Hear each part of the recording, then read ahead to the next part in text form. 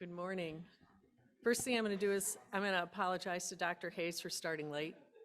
I'm 5 minutes behind already, but I have a 20-minute catch-up coming up, so I'm actually still 15 minutes ahead. I want to welcome everybody to this really exciting meeting for all of us. But first, as a land-grant institution, the UCLA RCMAR acknowledges the Gabrielino and Tongva people as the traditional land caretakers of Tombagar, which is the LA Basin and the South Channel Islands. It's important to remember that the Tongva did not legally cede this land to the University of California, and we have to remember their ancestors and their descendants. 20 years of RCMAR. What a time. It seems like a long time, but it went really quickly. It's sort of akin to raising children, right? The days are long, but the years fly by. And that is definitely how this feels. We have a lot of very special guests with us, and I want to really acknowledge them. So anybody who was with us when we wrote that first application, I would like to have stand up. So the 2002 crowd, I think Dr. Hayes, you're in that group. Didn't you come in 02? You came in 04? Okay, well, first cycle, right? So, and of course, Laura. Rebecca Bruce-Wallace-James, who some of you may remember, and I were remembering what it was like putting that first application together in 2001. It was 660 pages long, which was a bigger document than word processors had enough capacity to hold all at once. So it was broken up in 10 parts. We had to do 10 copies. We took over a whole room to assemble it. Do you guys remember the little circular page numbers we had to put on grants because you couldn't concatenate the whole file? We attached the page numbers to the 660 page document 10 times. It took Mark Lucas, Rebecca, and I the better part of a week just to do that piece. RCMAR really felt like a stretch to me. It was a P30. I had never written a center grant. I had 2 R1s in my whole career at that point. And, I also have to acknowledge Eliseo Perez-Stable, who was the head of the UCSF RCMAR Center at the time. He was in his first competitive renewal and really encouraged me to try to do this. He's like, it doesn't make any sense that UCLA doesn't have this. And, you're the perfect person to lead it, which at the time, I certainly didn't think so. So, it's great to see that we've gone 5 cycles. We hope to be writing the 6th cycle this summer, we hope, as soon as the RFA comes out. Another original person who helped us a lot was Keith Norris. Keith is running, no surprise, a 10-day workshop in Houston for NIH to develop minority investigators and teach grant writing skills. And this is like day 7 of that. So he'll be on video with us later, but couldn't be with us today. And then finally, we're really honoring all of our project directors during the 20-year run. And I think we've captured them all on this picture. And, we have also Sid Stahl, who was our first program project officer for the RCMAR, and definitely a person who was a complete mentor and guiding light for me. It's interesting that in the 20-year run, we've only had 3 project directors, Rebecca and Carol Nagy and Christina Ponzalan. So we've been very, very lucky to have an incredibly stable group of directors. And so I'm going to turn the podium over to Kenrick to introduce our new scholars. We always do that at the beginning of the retreat, but this retreat is really dedicated and in honor of Loretta Jones, and you're going to be hearing more about Loretta for those of you who didn't have the privilege to work with her. So thank you for coming, and we'll get going here.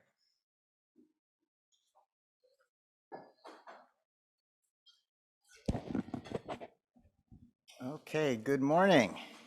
It's so good to see so many good people I haven't seen in so long, and so many new good people that I've never seen that hopefully I'll get a chance to meet this morning. So I'm Kenrick Duru. It's funny because I was a RCMAR scholar, I think, in the first cycle.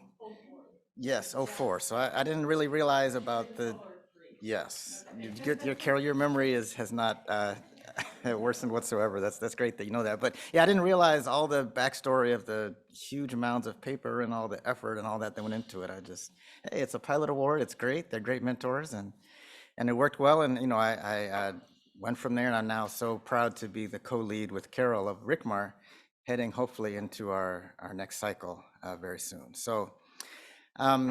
Christina, do we have a slide of the new scholars or? Okay, so I'll advance them. Got it. Yes. Okay. So it looks like there's the agenda. There we go. All right. So cohort 22, 23, and I'll say that I've only met a few in person, so hopefully I'll meet most in person today or all. And I think for sake of time, we're going to kind of speed through. There's a lot of wonderful things we could say, having read their applications, but we'll just be brief, and then we'll learn more about them over the course of the year. Exactly, that's right. Thank you. Yes. So I'll say, so Dr. Canales is here. If you can wave to everyone.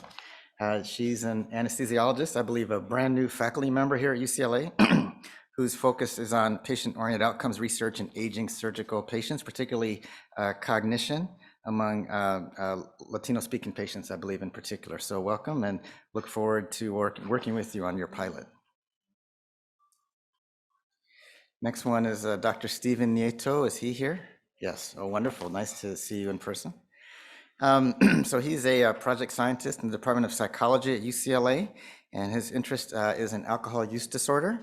And as you see, the project title there is Evaluating the Clinical Utility of Neurofunctional Domains Derived Using Deep Phenotyping Among Older Hispanic Individuals with Alcohol-Associated Liver Disease.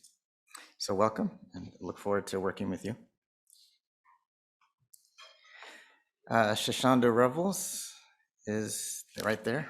Okay, terrific, yes. With these masks, it's so hard to know who is who, but yes, now that I look, I can see that. So wonderful. She's a thoracic surgeon, very interested in lung cancer screening, and her project is entitled Identifying Barriers to Lung Cancer Screening Among Elderly High-Risk Minority Patients. So welcome, and I look forward to working with you and hearing about your work over the course of the year. And then I believe Hafifa is on Zoom, I think. So hopefully she's waving. Hafifa, are you there? And well, we can't see her, but she's her second award.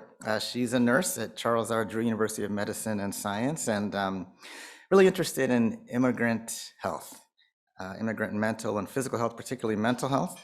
And her project title is Post-Migration Stressors and Well-Being Among Immigrants and Refugees. So it's great to have her back for a second pilot. We really look forward to helping her expand the initial work and develop her career in this really critically important area. So Hafifa, I look forward to working with you. So I think then with that brief introduction, we're going to move on to really what I think is the most special part to me of this entire day, which is to really talk about Loretta Jones, who was an influence for so many of us, and we miss her presence continually. So I think it looks like Aziza, are you? Yeah. Oh, you're going to do that. Okay. Well, I'll bring Carol back to get us started, really to appreciate Loretta and to get us started. Carol's here. Great. So thank you. Thanks. All right. Thank you, Kenrick. So just also to acknowledge a couple of other people, Christina and Anais both worked so hard to make today perfect, and so we want to thank them for their contribution. And I want to introduce to you Aziza Lucas-Wright, who is an assistant professor and is vice chair of the Department of Preventive and Social Medicine and co-director of the Division of Community Engagement and co-chair of the Academic Senate Clinical and Community Programs within the College of Medicine at Charles R. Drew University of Medicine and Science. Ms. Larissa Wright recently served as the academic and community partner for the UCLA Clinical and Translational Science Institute at both UCLA and CDU. So her contributions to the RCMAR, to UCLA have been enormous over the years. She is the core co-leader for the UCLA Drew CFAR research project and community lead for numerous coronavirus pandemic outreach programs. She's not a person who ever sits still when there needs to be a problem or when there's a problem that needs to be worked on. Her efforts are grounded in community partnered participatory research frameworks aimed to advance translational science. Professor Lucas Wright is the executive director of the South Central Prevention Coalition and is a consultant to healthy African American families on numerous projects in many of the service planning areas. I could not think of a more perfect person to reflect and talk to us about Miss Loretta Jones, or Dr. Loretta Jones. So welcome to the podium.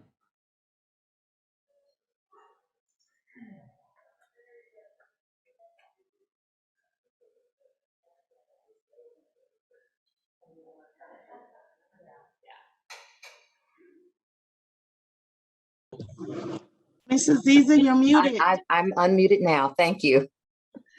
Thank you. You would think that after these numbers of years, I would not forget to do that, but I still do it almost every time.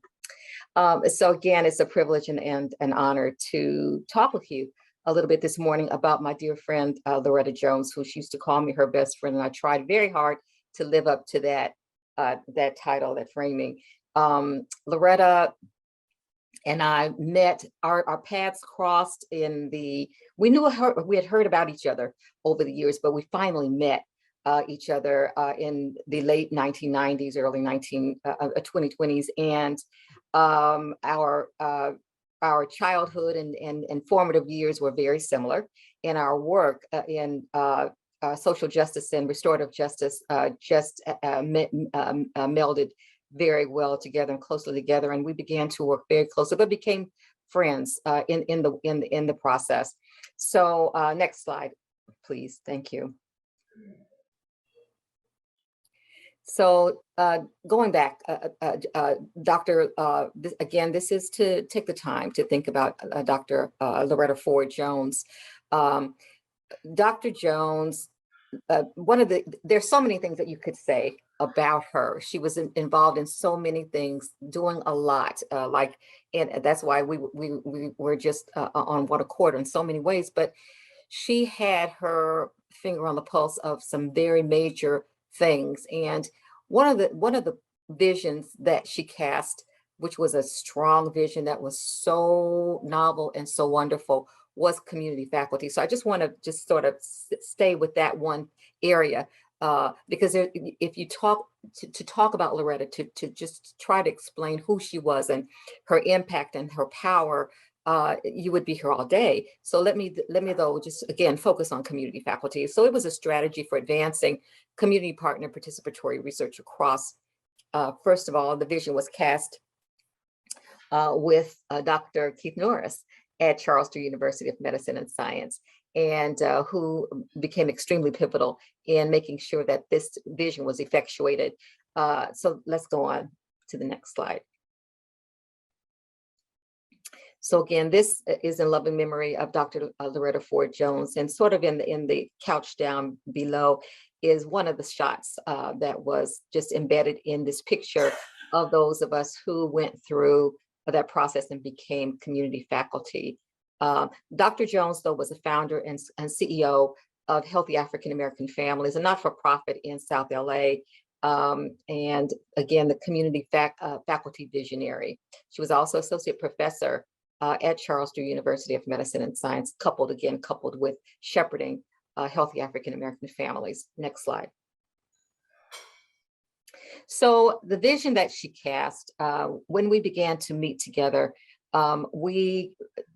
this is the sort of like the the underpinnings or the infrastructural framework for community faculty. That logo was one that we worked on for quite some time, trying to make sure that we had an optic that could be seen and sort of bespeak the spirit of the work. So our vision was partnerships for equity and equality in health and wellness. Our mission is to improve the quality of health and eliminate health disparities among under-resourced communities. And again, underscore the word under-resourced. Folk often use underserved, but when you take a look at sort of and Loretta and I were talking about this the very first time that we intoned this, we talked about the fact that when you say underserved, folks sort of look at a community that always is sitting waiting for somebody to do something for them. But when you talk about being under-resourced, that goes then to the epicenter of why folk cannot move forward, why the ability of mobility is not sometimes and very often derailed. And so to talk about under-resourcing goes to the genesis of why folk need to have services. So again, among under-resourced communities, locally, nationally, and internationally, from a community-focused approach, with these objectives is to facilitate collaborations that integrate community expertise into educational and research paradigms, to promote bidirectional knowledge exchange, and to support community-focused clinical and translational research. Next slide. So we have Dr. Norris right in the epicenter of this quilt, because that was who she first sort of approached it. And I was working alongside her at her office. And I remember sitting down with her that day when she sort of cast that vision with me, and she had already cast that with Dr. Norris. And I didn't have a lot of hope, or not hope, but a lot of faith in it, because I thought that it was so novel and it was so revolutionary that I just didn't think that academia in its current state would make room for something so grand. But Dr. Norris caught that vision and helped to effectuate it and put legs and feet on it. So again, so she cast the vision with academia, with Dr. Norris being right at the epicenter, Dr. Wolf, Dr. Martins, Dr. Richland, Dr. Vargas, Dr. Nell Forge, Dr. Bazargan, Dr. Richard Baker, and Dr. Jaded Bagama. So over a 2-year period, the vision of community faculty was shared with the faculty at Charles Drew. Next slide. And I believe Dr. Norris was acting president at that time. So, so this is the first cohort. We've spent just a long period of time, a couple of years, meeting together in community before we got to this point where we could hold up these certificates of sort of transfer, our rites of passage into the academic setting as academia. We went, Lori Richland is to the left, and we went through a process called the academic boot camp, where we received some sort of concentrated instruction and had to produce some pieces ourselves. And once we finished that process, once we sort of crossed those burning coals, we then became community faculty. It was a rigorous trek. And it was certainly worth it. And so again, that is, we have sort of flanked by our academic partners at Drew, who, sort of helped to get us through the process. We are flanked by them, and then all of those 15 of us are the first cohort. Next slide.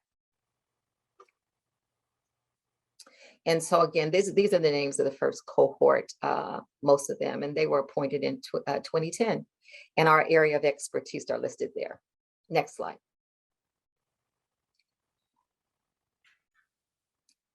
So that particular track is still at CDU. Now, of course, whenever there's a change in management or a change on an executive level, beginning with trustees all the way down or across, sometimes what might have been novel may or may not still be there. But community faculty is so powerful, and so helpful to and such a value to the university that it has been institutionalized.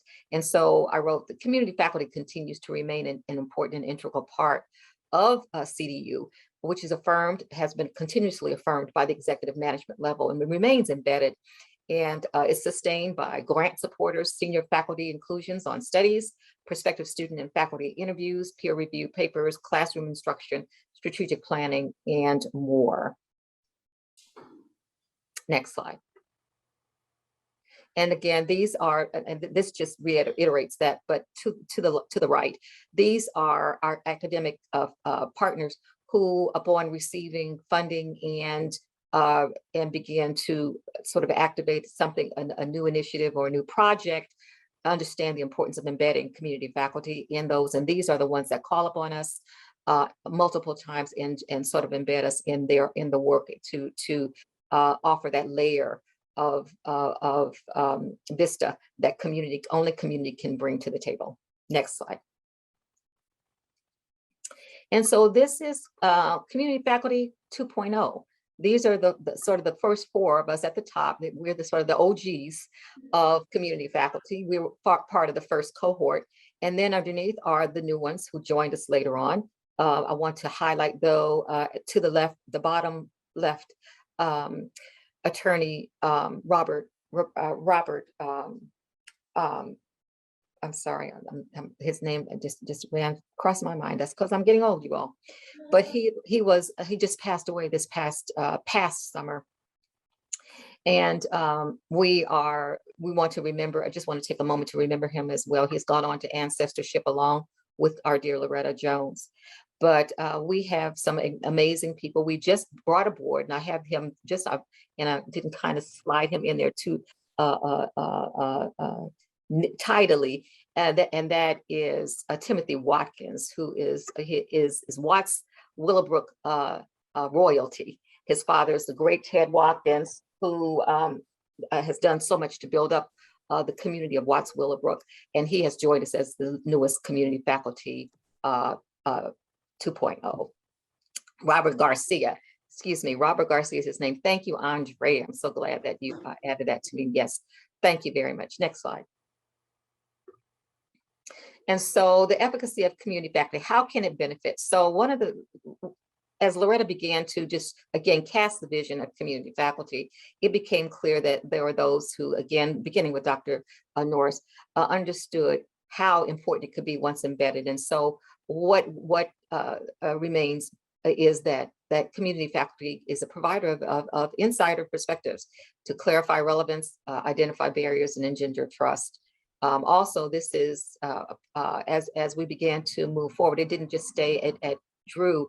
Our partners at UCLA always help to shape some of the ways that we see each other, and community faculty can best be utilized across the two institutions that work hand in hand or joined at the hip. So we can community faculty can help identify potential partners in the community, can highlight community assets, provide linguistic and social cultural competency, can help prepare lay language descriptions of research and health conditions, can provide insight and access to faith-based and other organizations and community, and can organize individual or organizations around a topic, and can build upon a framework of social justice and social determinants of health. In other words, roles that income and education play, or the role that income and education plays in health and healthcare in the well-being of the community. And this particular framing was helped to be developed by our dear partner and dear champion of community faculty, that is Dr. Arlene Brown. Next. And this also, once again, just with help of the CTSI and Dr. Arlene Brown, to help to frame what can happen with community faculty and how important community faculty is, not only at Drew, but also across other academia. And that is, again, UCLA, but all of those that are on that cube, UCLA and the Lundquist. It used to be LA Biomed, but it became Lundquist, and certainly CDU, and then Cedars-Sinai, and then spread across a number. And that's why Loretta has sort of belonged to so many institutions, not just Drew and not just UCLA, but upon meeting her, she then becomes a part such an integral part of wherever she touched. But what again, beginning with the vision of community faculty, it was very clear that community faculty is important because it can, across a life cycle of any study, it can address issues of feasibility, design, setup, conduct, and closeout. Next. Thank you.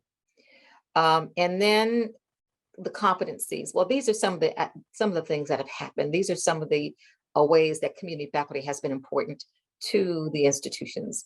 And peer review, at the time that this slide was done, we had logged in about 300 peer-reviewed journal publications in partnership with our academic partners, this bi-directional partnership. And now it is certainly, I'm certain, has reached a good 400 to 500.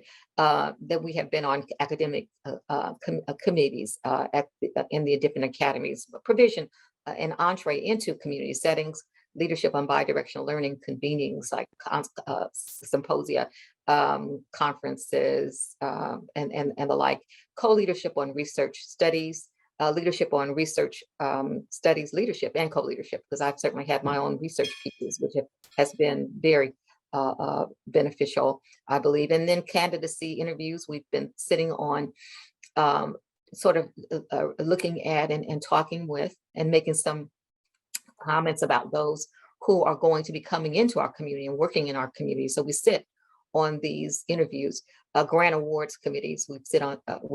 Continue to sit on those, and academic community awards, and then presentations on the national, local conference levels, local lectures, trainings, and symposia. Next, and that's, I think, one more slide or two. Here we go. So across the years, community faculty has brought to the table all of these different FBOs, faith-based organizations, CBOs, community-based organizations, institutions, and we have brought them to the table, and which certainly required in many cases the intervention of community, because again, we are the eyes, ears, and hearts of community, and we have, over the years, community faculty has helped to create the different kinds of convenings that have helped to demystify research, de-demonize research, and to de-escalate the ever-growing, sometimes breach between community and those who want to conduct research. And so these are partners that we've brought along who have become parts of research pieces along the years. And so this is a quilt that is ever growing. This quilt is actually, I think I did this slide probably about 5 years ago. So this quilt is huge now. Next slide. So if there are any questions about Dr. Loretta Jones that I can't answer, I'm more than happy to do that if this is the time to do it. I'm not quite certain. And then last slide. And then last slide. Thank you. So thank you for the time to just share with you about this wonderful individual, this wonderful soul and spirit that truly set her buckets down in community and made a tremendous difference across both the academics world and community, and helped to repair the breach that was there, and made it so that the inclusion of community could really be a tremendous addition and asset and advancement to the learning, as well as the implementation of work across institutions. Thank you. Thank you so much. That is a wonderful reflection and work that, clearly is of tremendous impact, and Loretta's role as your partner was so important. Keith Norris is going to be joining us virtually today since he's in Houston. He's professor of medicine, vice chair of the Department of Medicine, Equity, Diversity, and Inclusion Office, also longtime director of the RCMAR Research Education Corps, has mentored hundreds of junior faculty, fellows, students, and was really one of Loretta's partners from the very earliest times that she joined our collaborations.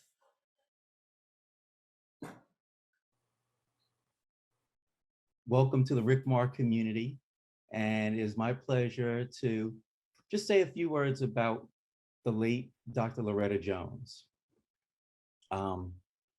My time with Loretta goes back to the early 1990s when she and I used to work together on several projects for SPA 6. She was a convener for SPA 6, and I used to work with her there.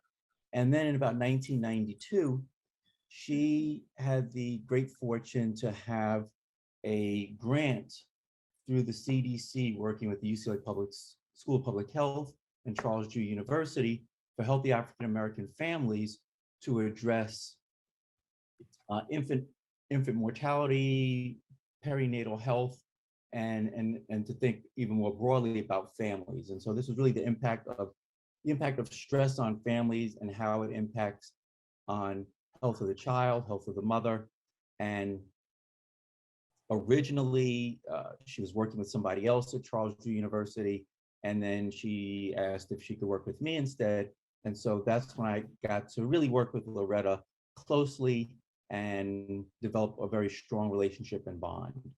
At that time, again, as a nephrologist, that really wasn't my area of expertise, but it was something that she wanted me to be involved with and to work with her because we had a good working relationship. And that's how I first got involved in doing community partnered work with her. And then together we did a lot of work with the South Central Senior Citizens Multipurpose organization. And then from there, that sort of set me on a trajectory with her to start thinking about seniors. And then several years later, we had the opportunity to partner with Carol in putting in the first RCMAR proposal for UCLA, and we've been all working together ever since until Loretta passed away not too long ago. For those of you who didn't know Loretta or didn't have an opportunity to know her well, it's you missed out on a lot. She was just an amazing individual. Moving forward with respect and dignity for community members and true partnership with academia was something that she saw as a new future. And as best I can ascertain, prior to Loretta moving this initiative forward, most work done in community partnered research and was called community-based partnered research was done with schools of public health, social work, nursing, psychology, social scientists, and others, but not with medical schools. Medicine in the 1990s, the most medicine wanted to do with research in a community was do recruitment for clinical trials. And so as we got involved in doing community partnered research, and I had the opportunity to start working with her, and we looked at many medical schools looking to do recruitment for trials, and then saying that they were having research based in the community. There was a lot of concern about this term community-based participatory research, because a lot of the research that was happening was not living up to the real tenets of CBPR, which was true partnership and engagement. And so she felt calling it community partnered participatory research really emphasized the partnership. And so that's the term we've used here in Los Angeles for many years. Now, as some of you may know, Loretta had several strategies that she used to remind people about different aspects of partnership that she thought was important and different aspects of community that she thought was important.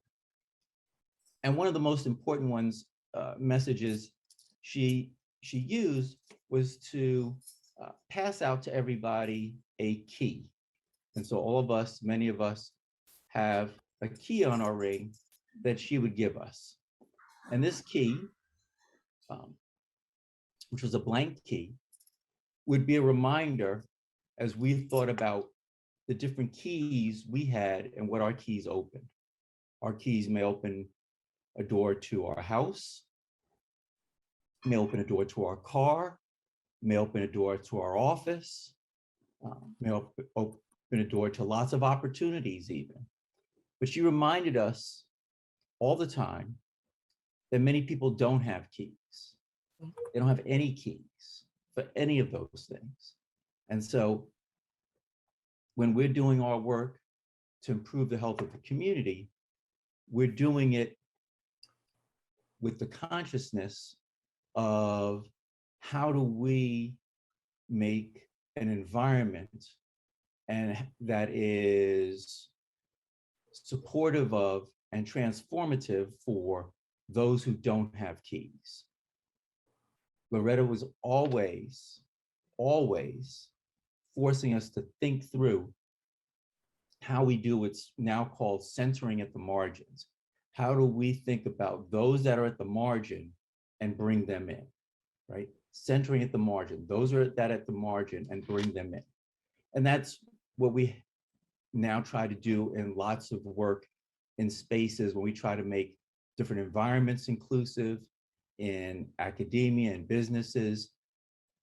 A lot of work and effort going into diversity, equity, and inclusion. Really the active part, inclusion, which is the action, that's the action to make an environment inclusive, respectful, engaging, warm. That requires a very strong effort to think about who in the environment is being excluded or marginalized, and how do we create policies, practices, and a consciousness of bringing people who are marginalized into the center. And that's up to those, and so we have marginalized outside, and in the center is what power and privilege is. So it's up to those with the power and privilege to reach out and bring people who are at the margins in. And so Loretta, her way of reminding us about that each and every day is our key, right? So if you have your key, or when you get your key, or if you don't, you definitely need a key, but each of us should have a key to remind us about how we bring people in to the center, how we think about those who've been marginalized, those that don't have the keys, those that don't have the keys to their house, to a house, to a car, to an office, and in our local environment, those who don't have keys to some of the privileges that others have just because of their identity. So as members of the RCMAR community, when we are doing our work, working with early career faculty, particularly those that are underrepresented in the sciences, those that have not had the same opportunity for career advancement and leadership positions, we have to think about how do we create a sense of equity for those faculty that we're working with. And then we think about the communities that we serve. Frequently in our society, just because of people's age, they are often being marginalized already. So how do we think about centering those older individuals, particularly those of identities, racial and ethnic minority identities in this country, minoritized persons who don't have the opportunities and the resources in general, not because of anything they did, but because of the structure of our society. How do we think about centering those individuals, those communities, and making sure that they are positioned to have their optimal health as well. So as part of the RCMAR, we really have a unique opportunity to play an important role in elevating the health of minority communities in this country, to prepare the next generation of leaders who will go out and change the policies and provide the care to make sure our elders are taken care of. Each of us, as we get older, that we're taken care of. But importantly, to be thinking about how we do this in partnership with many of our communities, with many of the organizations that are already doing amazing work, but sometimes need additional resources. And also how we position ourselves to learn from our community partners, from those organizations such as Healthy African American Families and others, as there is so much knowledge and insight and history that they can bring to each of us across the country, and all the different RCMARs, the different Healthy African American Families all across the country, from all different communities. There's so much we have to learn from each of them. So it's my pleasure. Sorry I can't be here in person. I have another conference for another project for increasing diversity in the biomedical workforce. So I'm sorry I can't be here in person today, but I am still here in spirit. Loretta is here in spirit, and we all are thinking about Loretta's spirit first and foremost. And again, I just want to say, I want to make sure everybody has their key, is thinking about their key, and looking forward to an outstanding symposia over the next couple of days. Thank you.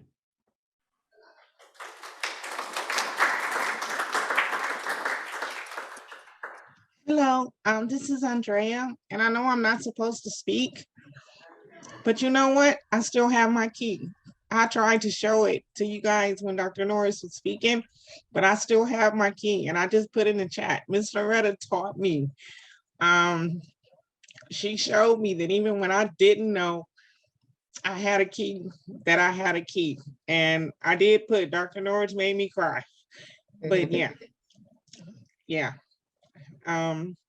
Yes. And I apologize for interrupting a meeting like this. I know I wasn't scripted or on the agenda, but thank you for letting me speak. Thank you, Andrea Jones, for speaking and for being with us today. You're such a force for training the next generation of people in community partnered scholarship and studies. I want to take a moment to introduce Rebecca Brusuelas-James, who now is the Associate Vice Chancellor of Finance and Health Affairs and Associate Dean of Administration and Finance for the School of Medicine at UC Irvine. She was the original project director and worked so closely with all of us and made sure that our grant got submitted on that first round. And she just has a few reflections about Loretta that she would like to share. Loretta thought so highly of you, Rebecca, that every time I was on the phone with her, she would always say, "You're taking care of Rebecca, right? Like, she's not going to leave, is she?" And so a long and fast friendship there. So Rebecca. I'll keep my remarks brief to get us back on time, because my title could be Exalted Ruler of the Universe, but when I walk in the room, I'm still Dr. Mangioni's administrator. And she said, get us back on time, so that's what we will do. So I'm very honored to be here today, obviously celebrating this milestone of the RCMAR Center and the life of Dr. Loretta Jones.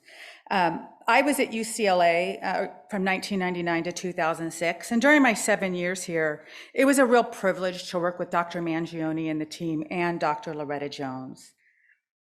It's a real moment of reflection for me to be sitting here over 20 years later, looking at so many familiar faces, meeting new ones, and thinking about many of those faces who are no longer here today, and the lasting impact of their work and the imprint they made on all of us. it wasn't till I left UCI that I really realized, I mean, UCLA, I was Freudian, how special UCLA was and what a special time this was. During my time here with Loretta, she was instrumental and key to helping us recruiting dozens of community centers and churches into the community-based participatory research that helped our scholars do the important work that they sought out to do. Those centers and those churches entrusted the care to our faculty and our staff. And Loretta reminded me daily and taught me about the strength and resilience of those communities and that we were serving them. They were not a survey interview, they were not a data point, they were not some way to publish a paper, but we were there to serve them. And that we needed to listen when we were there. When we were training research assistants to go into the field, we had Loretta train every single one of them. And we were at some of these centers for months, even years. And she said, you don't have a pass. Every day you walk in and you earn it every single day. And she reminded us that it was a privilege for us that these communities were letting us in, especially after a history of mistrust. I remember talking to Loretta not long after I left UCLA and was at UCI, and I felt very, very disconnected. I had left this very amazing, rich, diverse cultural workplace that was UCLA and the faculty here that were so amazing, and took an administrative leadership role in South Orange County. So suddenly in 2006, I'm sitting in a room with, I'm the only woman usually at the table at leadership meetings, and I'm definitely the only Latino. And they're talking about, I went from talking about how can we help senior centers, how can we get food to the elderly, how can we have engagement, to very different topics. This is probably being recorded, so I have to remember on social media, so I won't repeat. But it was very disconnecting. I remember crying, feeling out of touch. I wanted to come home. Well, Miss Loretta was not one to tolerate whining either, if you know her. And she reminded me that folks who seek to change the world start with where they're at, right there at that moment. She said, what good are you if you only make a change where it's comfortable? What good are you if you only make an impact in communities that you feel comfortable in? She said, don't run from fear, lean into it. She goes, uplift those around you. Be the voice, and I wrote this down, be the voice that they didn't know they needed or wanted. The lessons I learned here, I continue to carry with me to this day. I was telling someone earlier, I still reach out to Dr. Mangione at least every year, every other year, expressing gratitude for the chances she gave me, a young person that hadn't finished college and probably the first to graduate college in my family at that time, eventually under Carol, and having confidence. And so I was grateful for that. So as I look around and I see the new future, Dr. Nieto, Dr. Canales, Dr. Revel, Dr. Sadiq, please do not take the work you are doing lightly.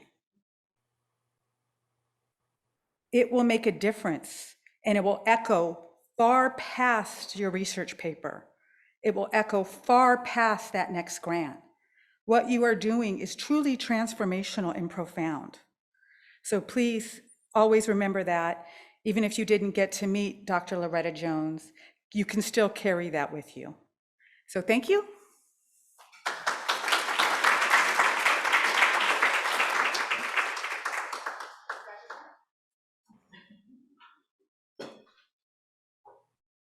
Thank you so much, Rebecca. You're an impossible act to follow. I'm going to just mention a couple of things that Loretta taught me early on, and then I'd like us to have a couple of minutes for anybody else who would want to make some comments. Before I met Loretta, I didn't really think that much about pronouns, but she would always vet my talks in the early years, and she would help me before I presented at senior centers, at churches, talking about the research, talking about the engagement. And I remember the first, I thought I had a really good presentation, and I was rehearsing it with her on a Sunday afternoon on the phone. And she said, Carol, why do you say I so much? So I stopped, I thought, that's not what I thought I was going to hear. I knew there were going to be problems, but this is really fundamental. You know, you really need to say we. You got to learn how to say we. Like, you out there saying I that much, like, you may as well not waste the gas, Carol. It's like, just don't even, So she told me about that. And that was a really important lesson. And then she told me about the difference between your community and our community. And I would use your community because I thought it was disrespectful for me to assume that I was part of the community because I was coming from Westwood in UCLA, and I was the person with white privilege, and I was the person with the big grant, and I was the person who needed the engagement to get the work fundamentally done.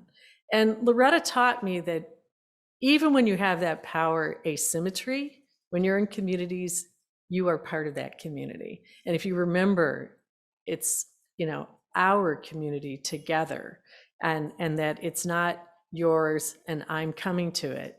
It's ours, and we're going to do something really great and transformational together. So always when I'm, in my car going someplace, I remember those pronouns. I remember all the education I got from Loretta over the years and how generous she was of her time. She was just amazing. For those of you who know my family, I have 2 daughters who are Black and were adopted from the foster care system in Los Angeles. And for the first 10 years of their life, Loretta was my mommy mentor. Every time issues would come up, issues just around raising them, issues about them being young Black women and girls in a community where they had a white mom who didn't know what the hell she was doing. She was my guiding light and was always willing to talk to me and help me. So Loretta never had boundaries between work and life. Work was life. And I learned that lesson from her too. So if anybody else wants to make any remarks, we need to use the 2 mics because otherwise the people on the hybrid Zoom won't be able to hear you. So do we have 1 or 2 comments or reflections that people would like to make? Otherwise, we will go on to the next session. Go ahead, please. Let's have you use the mic so these folks can hear you too, Norma.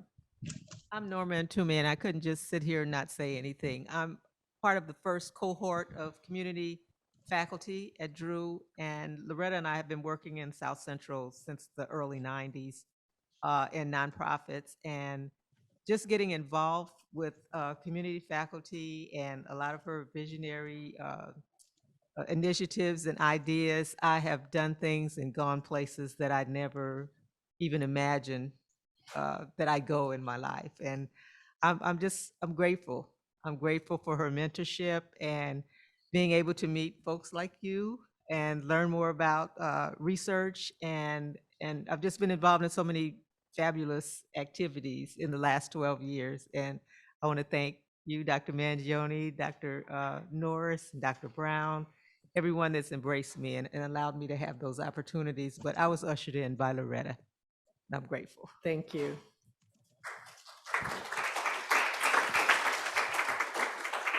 All right, I think, I would we like got to one up make there. a Go ahead, comment. please. Oh, Dan, of course.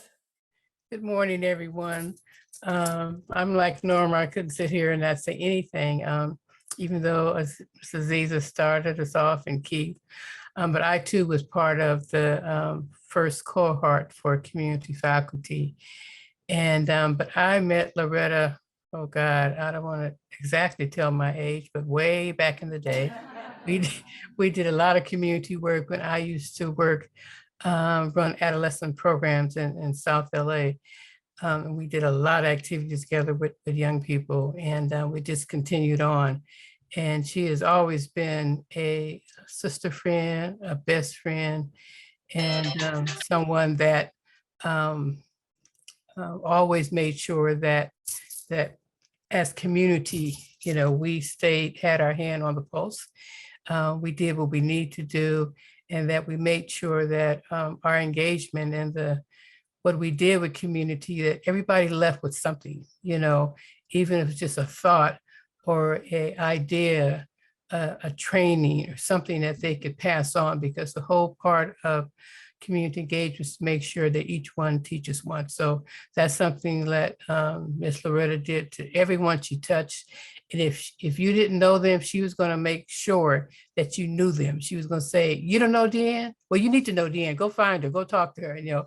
Or same thing with, she would tell me who I should go meet and talk to. So I miss her tremendously every day. I think about her, but we know she's here with us in spirit and smiling because she left some gems at the table with all of you that she, everything that she did with RCMAR. So thank you guys and have a great day. Thank you so much, Deanne.